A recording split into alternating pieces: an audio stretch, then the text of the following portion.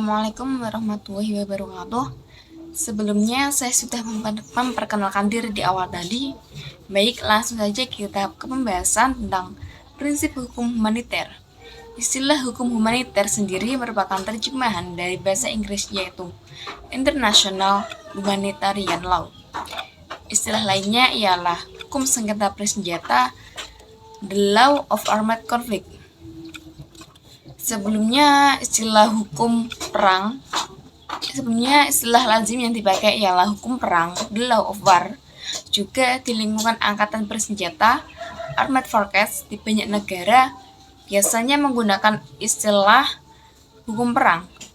Istilah hukum humaniter internasional menekankan pada akibat yang ditimbulkan oleh peperangan terhadap kemanusiaan, yaitu perlindungan terhadap kemanusiaan, karena pada hakikatnya ketentuan-ketentuan hukum yang berlaku pada saat terjadi perang itu bertujuan mencegah dan membatasi serta melindungi korban perang dari luka yang berlebihan atau penderitaan yang tidak perlu, serta timbulnya korban perang yang berlebihan, atau tidak membeda-bedakan dan mencegah terjadinya kerusakan yang hebat, meluas, dan berjangka waktu lama terhadap lingkungan alam dan lingkungan hidup.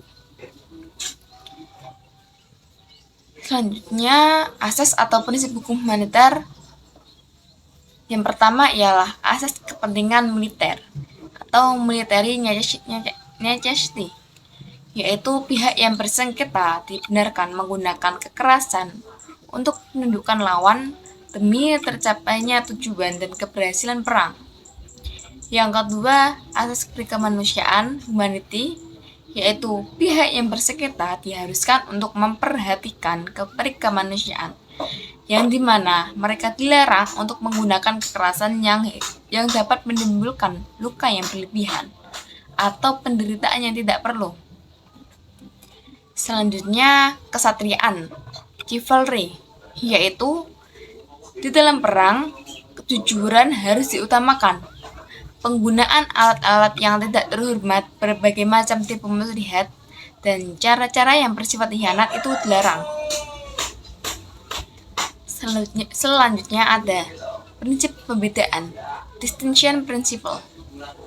Adalah suatu prinsip atau asas yang membedakan atau membagi penduduk dari suatu negara yang sedang berperang atau sedang terlibat dalam konflik bersenjata ke dalam dua golongan, yaitu kombatan dan penduduk sipil atau civilian. Kombatan sendiri merupakan golongan penduduk yang secara aktif turut serta dalam permusuhan, sedangkan penduduk sipil ialah golongan penduduk yang tidak turut serta dalam permusuhan tersebut. Perlunya prinsip pembedaan ini adalah untuk mengetahui di mana yang boleh dijadikan sasaran atau objek kekerasan dan mana yang tidak boleh dijadikan objek kekerasan. Selanjutnya ada prinsip pembatasan senjata atau limitation principle. Prinsip pembatasan ialah suatu prinsip yang menghendaki adanya pembatasan terhadap sarana atau alat serta cara atau metode berperang yang dilakukan oleh pihak yang bersengketa, seperti adanya larangan penggunaan racun atau senjata beracun, larangan adanya penggunaan peluru dum-dum, atau larangan menggunakan suatu proyektil yang dapat menyebabkan luka-luka yang berlebihan, atau superfluous injury, dan penderitaan yang tidak perlu, unnecessary suffering, dan lainnya.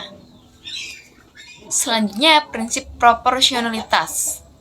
Prinsip proporsionalitas ditujukan agar perang atau penggunaan senjata tidak menimbulkan korban, kerusakan, dan penderitaan yang berlebihan yang tidak berkaitan dengan tujuan-tujuan militer. The unnecessary suffering principle.